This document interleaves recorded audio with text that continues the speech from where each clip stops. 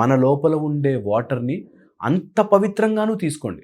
ఎవరైతే వాటర్ డిప్లీషన్లో ఉంటారో, డీహైడ్రేటెడ్గా ఉంటుంటారో, వాటర్ని అర్థం చేసుకోరో, వాళ్ళు నిరంతరం నెగిటివ్ ఎనర్జీలోకి ఆహ్వానం పలుకుతూ ఉంటారు. నెగిటివ్లో ఉంటారు. సో ఇది చాలా చాలా ఇంపార్టెంట్. దాని తర్వాత ఫైర్. ఎప్పుడైనా చూడండి, నెగిటివ్ ఆరా వస్తుంది అంటే ఫస్ట్ కొట్టేది డైజెషన్. వాళ్ళకి డైజెషన్ అగ్ని సరిగ్గా వెలగదు. నిజంగా జఠరాగ్ని అంటాం.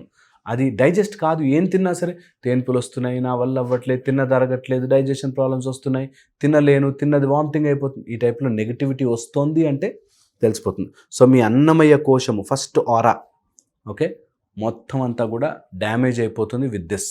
ఓకే, నెక్స్ట్ వచ్చేసి ప్రాణమయము ఆర్ ఊపిరి. పంచ ప్రాణాలుగా డివైడ్ అవుతుంది. ప్రాణ, ఉడాన, సమాన, వ్యాన అలా ఉంటుంది అన్నమాట. అపాన, ఇలా 5.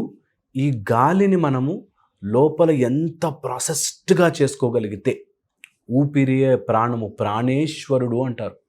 ప్రాణము ఈశ్వరుడితో సమానం, ఊపిరి ఈశ్వరుడితో సమానం. అలాంటి ఊపిరిని, ప్రాణమయ కోశముని, ఇంజన్, మన బాడీని నడిపే ఇంజన్ అది. దాన్ని ఎవరైతే వీక్గా పెట్టుకుంటారో ఎక్కడైనా చూడండి it will go bad.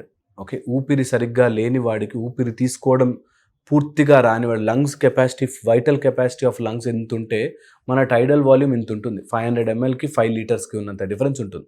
So మన లంగ్స్ని మంచిగా చేసుకుంటే ప్రాణమయ కోశము మంచిగా ఉంటుంది. మీరు కావాలంటే ఎవరైనా హెల్త్ ప్రాబ్లం ఉన్న వాళ్ళని చూడండి అని ఉంటారు, వాళ్ళ ఊపిరి స్లో అయిపోతూ ఉంటుంది. సో ప్రాణము ఈశ్వరుడితో సమానం. నెగిటివ్ ఎనర్జీ పట్టింది అంటే మీ ఊపిరి స్లో అయిపోతూ ఉంటుంది, మీ ఊపిరి వీక్ అయిపోతూ ఉంటుంది. ఇది చాలా చాలా ఇంపార్టెంట్. మన చుట్టూ ఆరా తెలిసిపోతుంది, ఊపిరి సరిగ్గా లేదు, ఇక్కడ తిన్నది డైజెస్ట్ అవ్వట్లేదు, లోపలున్న ఎయిర్ స్టక్ అయిపోయింది. చాలా గ్యాస్ ప్రాబ్లమ్స్ రావడం కానీ, లేకపోతే జాయింట్ ఇన్ఫ్లమేషన్స్ రావడం కానీ, మోకాళ్ళ నొప్పులు, అరికాళ్ళ నొప్పులు, లేస్తే నొప్పి, కూర్చుంటే ఇబ్బంది పడుతున్నారు అంటే ఎక్కడో ఊపిరి స్టక్అప్ అయిపోయింది. ఊపిరిని మార్చండి. చాలా చాలా చాలా చాలా ఇంపార్టెంట్ ప్రాణము.